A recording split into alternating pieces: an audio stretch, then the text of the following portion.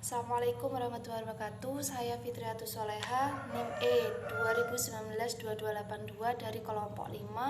Di sini saya akan mempresentasikan tentang gerakan awal filsafat modern. Filsafat modern adalah pembagian dalam sejarah filsafat barat yang menjadi tanda berakhirnya era skolatisme. Waktu munculnya filsafat modern adalah abad ke-17 hingga awal ke abad 20 yang terjadi di Eropa Barat dan Amerika Utara. Filsafat modern ini pun dimulai sejak munculnya rasionalisme lewat pemikiran Descartes, seorang filsuf terkemukakan pada zaman modern.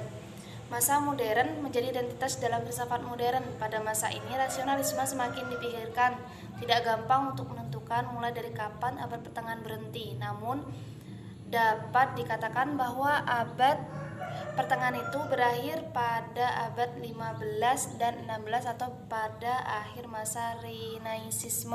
Perkembangan pada masa ini menimbulkan sebuah masa yang amat berperan di dalam dunia filsafat. Inilah yang menjadi awal dari masa modern, timbulnya ilmu pengetahuan yang modern berdasarkan metode eksperimental dan matematis. Segala sesuatunya khususnya di dalam bidang ilmu pengetahuan mengutamakan logika. Sekalipun memang tidak jelas kapan berakhirnya abad pertengahannya itu, akan tapi ada hal-hal yang jelas menandai masa modern ini, yaitu perkembangan pesat berbagai kehidupan manusia barat, khususnya dalam bidang kebudayaan, ilmu pengetahuan, dan ekonomi. Pada masa modern ini tidak menghasilkan karya-karya yang penting. Satu hal yang menjadi perhatian pada masa modern ini adalah ketika kita melihat perkembangan pemikirannya saja. Dari sudut pandang sejarah filsafat barat, melihat masa modern merupakan periode di mana berbagai aliran pemikiran baru mulai bermunculan dan beradu dalam kancah pemikiran filosofis barat. Filsafat barat menjadi panggung perdebatan antara filsuf termuka. Setiap filsuf tampil dengan gaya dan argumentasinya yang khas. Argumentasi mereka pun tidak jarang yang bersifat kasar dan kadang tajam dan pragmatis. Ada juga yang sentimental. Sejarah filsafat pada masa modern ini dibagi ke dalam 3 zaman atau periode, yaitu zaman modern, zaman pencerahan budi, dan zaman romantik.